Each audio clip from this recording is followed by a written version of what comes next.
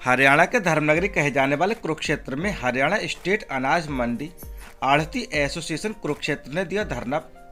उपायुक्त कार्यालय के आगे कुरुक्षेत्र के सभी आढ़तियों ने सरकार की जमकर बुराइयां की।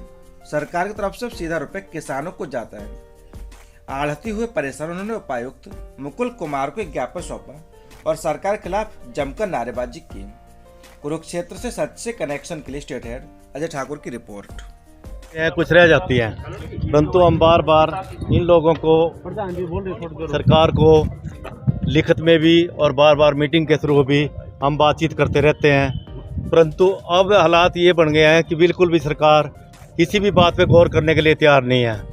हमने पिछले 3-4 महीने के अंदर अपनी प्रॉपर तरीके से सभी डिमांड्स को जो है ना सरकार के सामने रखा, परंतु आज तक भी सरकार ने हमें बुला के बात करने की भी कोशिश नहीं करी। अभी हमारे जब से भी देश आज़ाद हुआ है हमें 2.5% जो है अर्थ मिल रही है लगातार, परंतु पिछले 2 साल से उस अर्थ से भी हमारी कटौती कर दी गई है।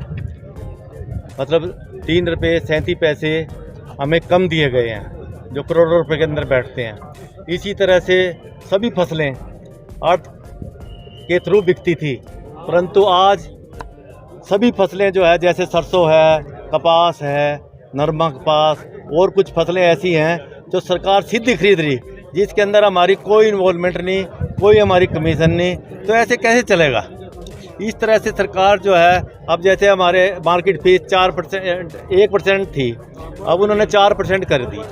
उसका इतना भारी नुकसान हुआ, जो जितनी भी बॉर्डर के ऊपर हमारी मंडियाँ हैं उनमें सारों में अराइवल कम हो गई, क्योंकि बाहर का माल पड़ोस में आसपास जो स्टेट हैं वहाँ पे मार्केट फीस बहुत कम है, 1%, 1.5%, कहीं या पंजाब में है सिर्फ 2%। उससे जो है हमारे व्यापार के अंदर बहुत फर्क पड़ा है।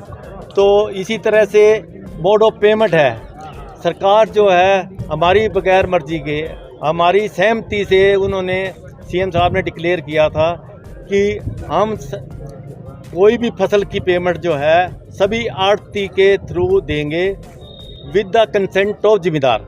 अगर किसान पोर्टल के ऊपर जब माल चढ़ाएगा, अपनी फसल चढ़ाएगा, वो ये लिखेगा कि पैसे मेरे को मिलने चाहिए, वो ये लिखेगा कि पेमेंट जो है आढ़ती के पास जाना चाहिए। तो अब उन्होंने आढ़ती वाला खाना ही ख़त्म कर दिया और सीधे किसान के खाते में जाने लग रही। इससे किसान भी बहुत नाराज़ है और आढ़ती भी बहुत नाराज़ है।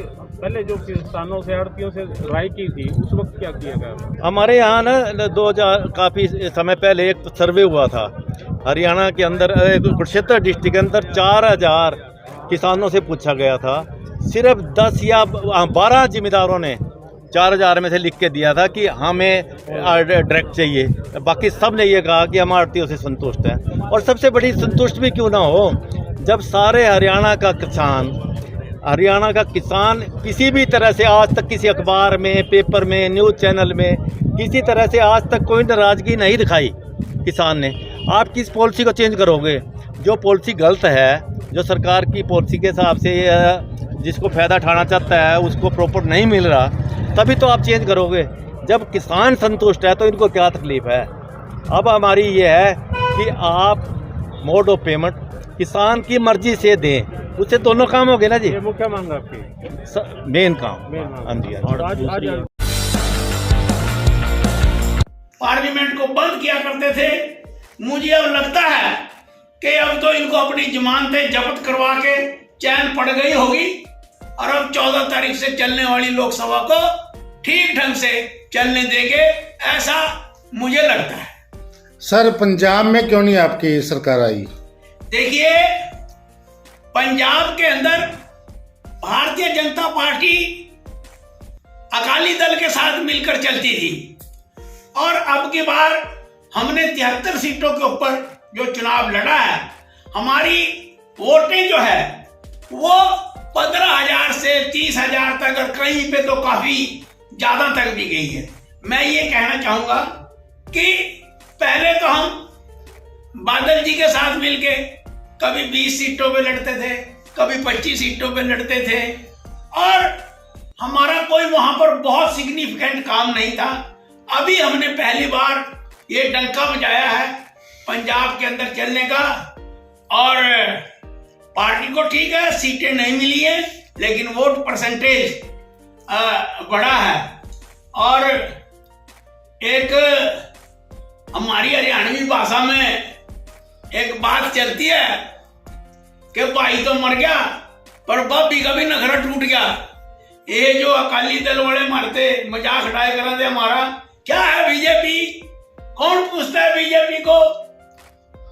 और हमें धमकियां दिया करते थे, हमारी सरकार से इस्तीफे दे दिए। अब उनको भी जो जमानतें जब्त हुई हैं और 4 सीटों के ऊपर पहली बार हमारे इस देश के जो है देश की एकता और अखंडता के प्रतीक वे वृद्ध नेता सरदार प्रकाश सिंह बादल, जिन्होंने इमरजेंसी के खिलाफ इतनी बड़ी लड़ाई लड़ी, वो भी अपने 60 साल के राजनीतिक जीवन में पहली बार चुनाव हार गए। देखिए, मैं तो आपके मुंह से ही सुन रहा हूं, ये जो लोकल बीजेपी के लोग हैं, अच्छा रहेगा उनके माध्यम से इस प्रकार की बातें हों, और जहां कहने की कोई बात है मैं कर लूं। सर, इसमें वो खुद एक परिजन के वालों को धमकी दे रहे हैं कि पुलिस प्रशासन जो है वो किसके ऊपर, भाई हमारे पुलिस वाले किसके ऊपर गिरबान पे हाथ डालेगा उन्हें पता नहीं चलता, ये वर्डिंग भी बोल रहे हैं। क्या ये फैंस नहीं लगता? कोई बात नहीं, आपने बात रखी है, चिंता न करिए आप। Thank you sir. हाँ।